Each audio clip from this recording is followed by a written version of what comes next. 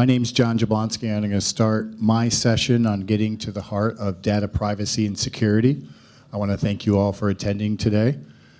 I've had a chance to meet many of you actually over the last day, but in case you don't know, I'm the chair of the Cyber Risk Practice Group at Goldberg Segalla. We're approximately 300 lawyers and 17 offices. I focus on data security and privacy issues, hence our talk today about getting to the heart of data privacy and security. I help with IT governance and other issues with respect to incident response, developing data security programs, helping with insular problems with respect to contracting, things like that. So anything in the data privacy, data security, information governance realm, that's what I work on. I've been doing a lot of audit and audit response lately, and contract negotiations involving auditing and how the audit is going to go and things like that. So you're all here because you want to get to the heart of data privacy and security. So it means a lot of things to different people. So what are we really talking about, right? So you have ransomware right now is the big headline grabbing area of data security.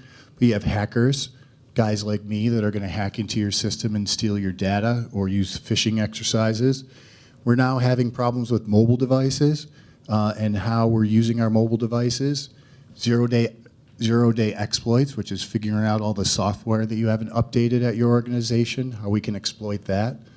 Thumb drives, other devices that are plugged into your systems. You have the privacy laws in the United States and in the world, so you have data notification requirements. The cloud, I use Dropbox. I'm not picking on Dropbox, but cloud services and things that you have stored in the cloud, how secure are they? Then you have the headline-grabbing data breaches. I use Target first because, as we heard yesterday, or you may have heard through the news, Target was accessed through an HVAC vendor, through a third party, and they were able to get into the system. You have the Apple hack, which happened about 1.5 years ago. You have the Sony hack. What's interesting about the Apple hack and the Sony hack is the threat actors weren't really motivated by financial gain. So now you have to protect your system not because people are stealing credit card information, but maybe they're stealing other information, including intellectual property, or just using information for hacktivism to try and come after your company. This is the scandal involving a certain website for infidelity, which I don't like to say out loud. Ashley Madison. Then you have retailers. And then now Yahoo just disclosing that they had a breach in 2014. Then you have protected healthcare information. Then you have old programs that we don't use anymore that have problems. And then you have the Office of Personnel Management, which we've heard about. The DNC hack. Are the Russians behind it? Do we know? Do we not know? Is it a grand conspiracy to get Donald Trump elected?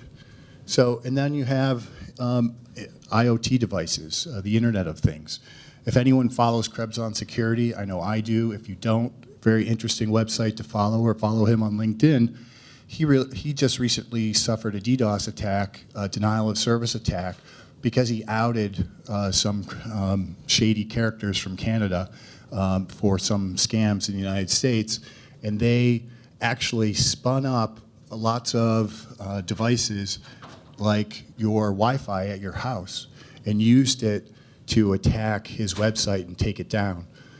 So there's a lot of interesting reporting right now that these devices that we use, if you think of IoT, your refrigerator is going to tell you when it's left open pretty soon, your Wi-Fi at your house, lots of low-fi devices that are connected to the internet to give you some information, find your lost keys, things like that. Those all may have security vulnerabilities, and it's turning out that a lot of them really do have lots of security vulnerabilities. So we have all of these threats and vulnerabilities that we have at our organization. So getting to the heart of data security from my perspective is what's important to the organization and how are we going to protect against the world coming crashing in on us, right? So getting into the heart of it from my perspective, 79% of small businesses do not have an incident response plan. Think of that. Think of your own organization, right? Think of what your incident response plan would be. So if you have no data security program whatsoever, if you have no privacy policy whatsoever, the first place you really need to start is an incident response plan based on your current policies, procedures, the people that you have working at your organization. What is your emergency plan? When your system goes down or a scan shows that you lost the laptop or someone's attaching devices to your system, you've suffered a phishing attack, how are you going to respond to that? I imagine most folks, if you're part of the 79% of small businesses, and believe me, I work with a lot of large companies, and they may be in the 79% category, right? No matter how big they are. Think about what you're going to do in response. Who gets called? Does a CIO get called? Do you have an outside vendor that gets called? Who's going to come in at 3 o'clock in the morning to start working on a response to attack? So to me, getting to the heart of data security is trying to put your arms around what you can control and control right away.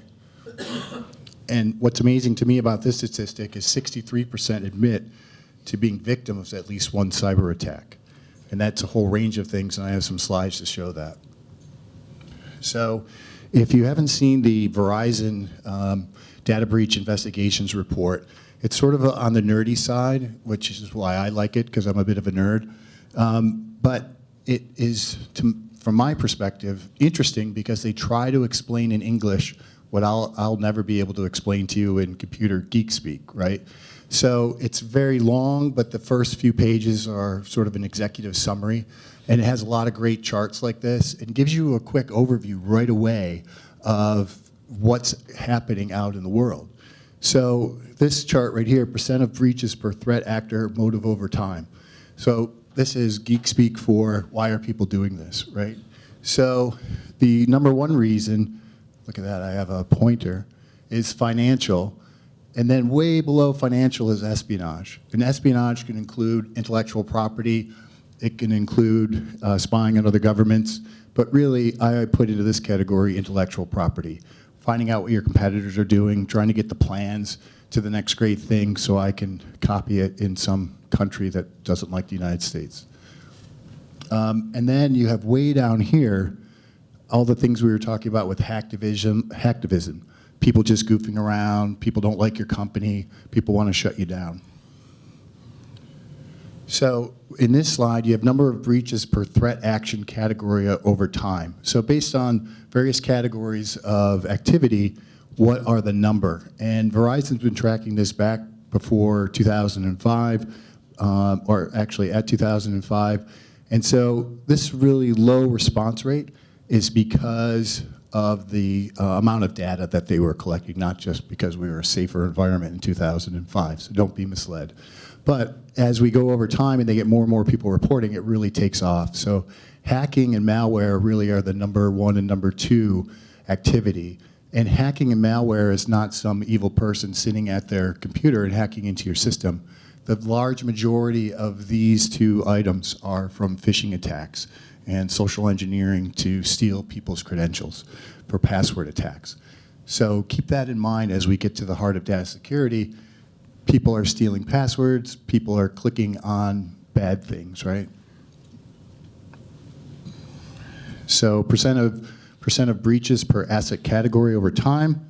We have server and user device right up here on top. Server is number one. This is really malware and phishing attacks attacking the server so people can download data, not necessarily credit card data. And then user device is, again, people clicking on information that is getting access to credentials and getting into the system. So this is an interesting slide to me, and I think it helps get to the heart of data security because it's talking about breach discovery methods. And the four methods that are shown are law enforcement, fraud detection, third party, and internal.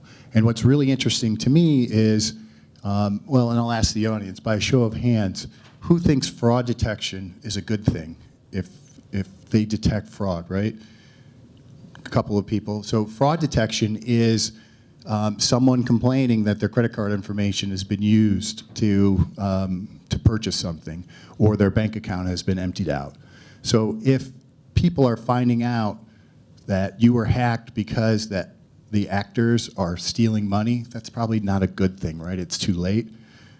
Law enforcement, if law enforcement calls you and says, by the way, we found all this data about your intellectual property on the dark web, that's not a good thing either. But these two, law enforcement and fraud detection, really compete for 1 and 2 for the highest incident notification to the company. Third party, maybe one of your vendors lets you know that you've been hacked, and then internal, which is really low down here, unfortunately, your team discovers that you've been hacked. So I find this to be a really interesting slide based on what we were talking about before. So part of this Verizon data breach study, they had over 8 million results of sanctioned phishing exercises. How many folks in the room, their company does a phishing exercise as part of their penetration testing, right? So all of those folks that participate in the Verizon study, they compile all the data statistically based on click results. And so of 8 million test results, 30% of the users opened emails that were designed to be phishing emails. So they're not deleting them, they're not reporting them, they're opening them. And then amazing to me, 12% of those folks actually clicked on the fictitious malicious link. So under a phishing exercise sanction, they've failed the test, right? Their screen blows up with, you need to call human resources, and you need remedial training and all of that. So to me, it's interesting because this number is increasing. And you would think with all of the data security awareness and privacy awareness, how many companies are doing data security training? Okay, a couple. So with all the training, you would like to think that less people are actually clicking on these links, but unfortunately it seems that more are.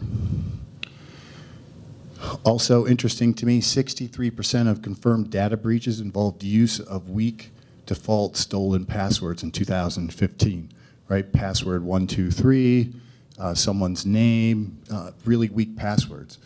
And to me, this is a call for dual authentication. How many folks have dual authentication? Okay, a couple.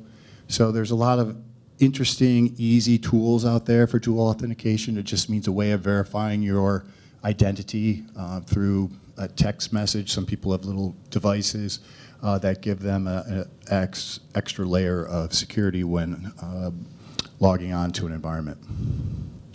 So getting started, right? How do we get started with a data privacy or data security program? That's probably one of the #1 questions that I'm asked. And my response to people who ask me that question is, why do we care? Why is it important to you that we have a data security or data privacy program, right? It's not, is it because we want to protect our intellectual property? Is it because we have a strong data breach notification law in our state? Is it because I have medical information and the Office of Civil Rights is going to kick my butt if I lose information, I'm going to get fined, right? So from my perspective, to get to the heart of data privacy or data security for your organization, really look at what is important to your organization. What are the key things that you're trying to protect? What are, and how are you going to prioritize those so you can bite off a good chunk of what you're going to do in a very manageable way? I think approaching a data security and privacy program from an information governance perspective as we're going to change the culture, we're going to do everything we can to roll out this great program. A lot of programs sort of get bogged down in trying to put their arms around everything, right? And we're going to do a security assessment. Then we're going to identify our gaps. And then we're going to have a comprehensive program.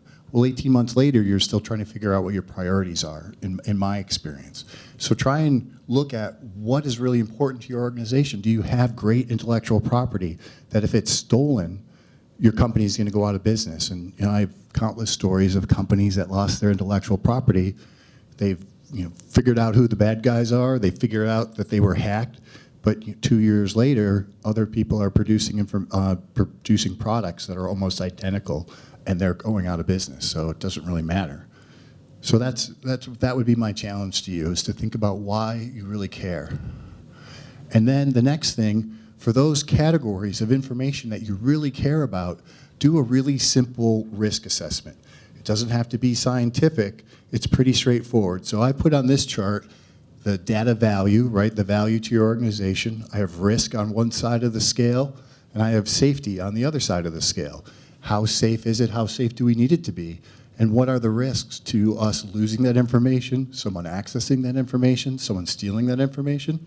So, you take your data value, and then you look at the threat. Is there a threat? Do we have it on a encrypted laptop? We'll call it the company jewels, right? Is it on an encrypted laptop behind 4 locks, and the only people that can access it have to have a key to get into the laptop computer? It's air-gapped, it's not connected to the internet. The threat is probably really low, except if the building burns down or if our laptop burns. But we have other levels of information with the organization. Do we have HR data that has social security numbers in a file cabinet? It doesn't necessarily have to be, from a data security and privacy perspective, have to be electronically stored. But do we have, don't forget the physical. Do we have physical security around? Is it a locked file cabinet? Is it a locked door in a locked building? So what's the threat? What's going to happen as far as someone taking that information from us? And then what's the vulnerability? What weaknesses do we have? Is it exposed to the internet?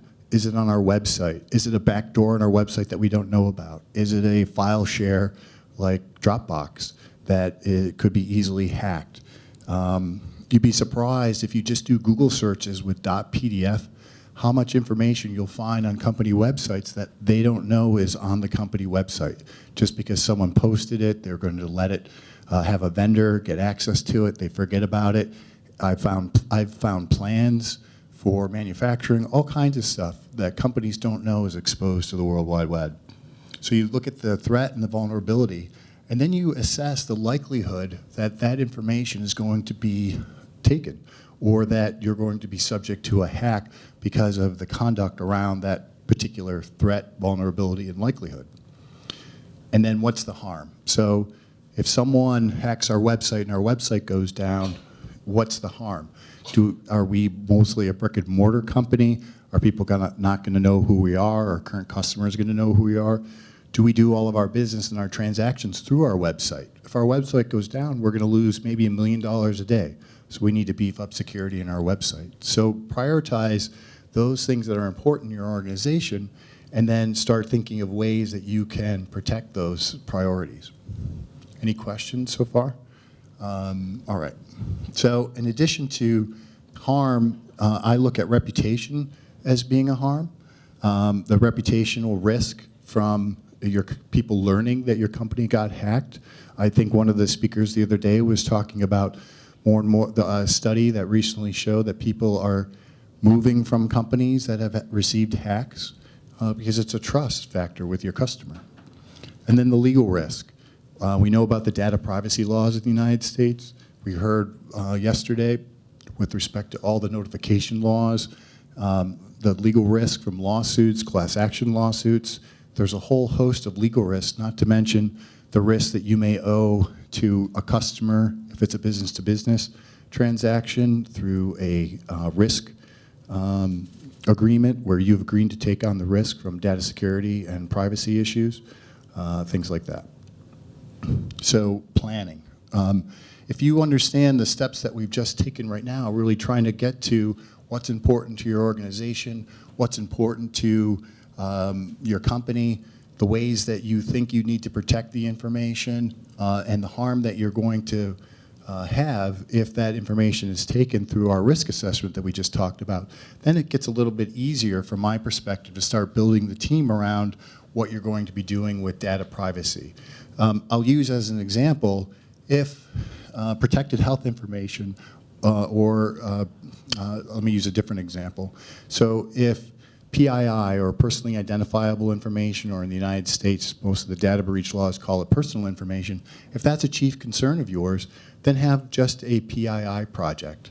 I've helped a number of clients draft a PII policy, then they do a PII investigation. They basically go through the organization and determine where personal information might be located, identify states where that information may result, a breach of that information may result in a reporting requirement, whether it be customers or employees that are located in various states, and then determine, hey, how can we protect this information more? Can we encrypt it? Do we have to have it in all the places in the organization that it currently is located to minimize the risk as much as we can? So I just use that as an example of just taking one sliver or one slice. But if you think of it the planning in that way and you build the team, you get your initial decisions with respect to what we're going to prioritize. You look at data privacy, what's your exposure, and then your data security policy, whether you need to upgrade it or otherwise. You can work with policy development. Key considerations from my point is everything we've been talking about so far. And then the purpose of a written document, right? From my standpoint, for audit purposes, for assessing where you are in your process, you really have to have a written document. And then you have to develop specific procedures for data security and privacy along the lines of what we've been talking about, incident response, and then from my perspective, compliance. You need to be able to assess yourself, be able to audit it. I get lots of questions on how do we audit these things. And then governance. It builds on what we've just talking about with policy, making sure you have written governance, training programs. If you think about the statistics that we looked at before, a large majority of weaknesses at organizations are people clicking on malware, people not having strong passwords. If you could just take care of those two things, just think how much your security would be improved. And then enforcement. If people are going to websites, clicking on malware, and doing things that they're not supposed to be doing from your vulnerability assessment, you have to hold them accountable. It has to be an elevation of problems that they'll face if they don't follow the procedures. And it should include in your policies that they could be subject to discipline and being fired, actually. You have to think through whether you need to make gradual changes or immediate changes. That really goes back to your risk assessment. If you have key information that's not protected very well, you're going to have to make some immediate changes. If things that are important to you have protection around them, but it could be better, then it may be more incremental changes.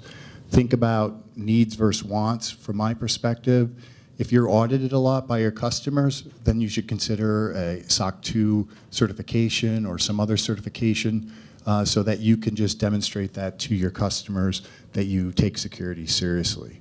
Think about the cultural hurdles, right? The pushback that you're going to get your organization and how you're going to deal with that.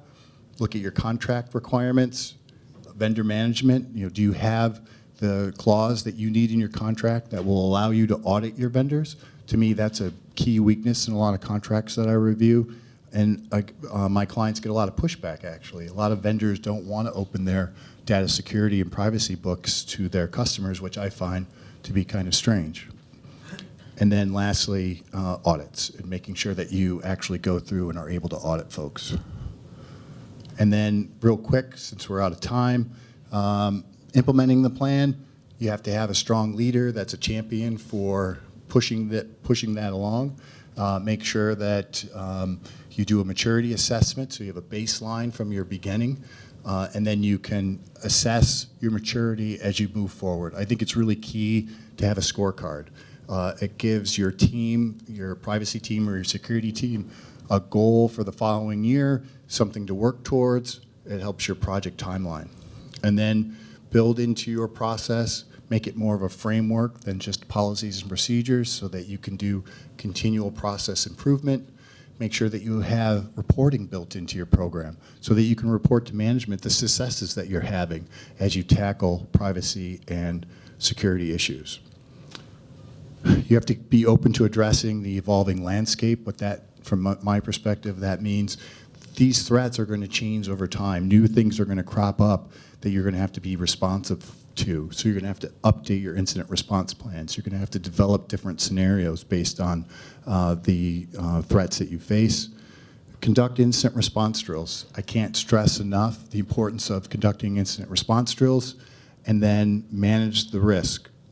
Audits, contract terms, dealing with data breaches from the standpoint of thinking about litigation as you're responding to those risks.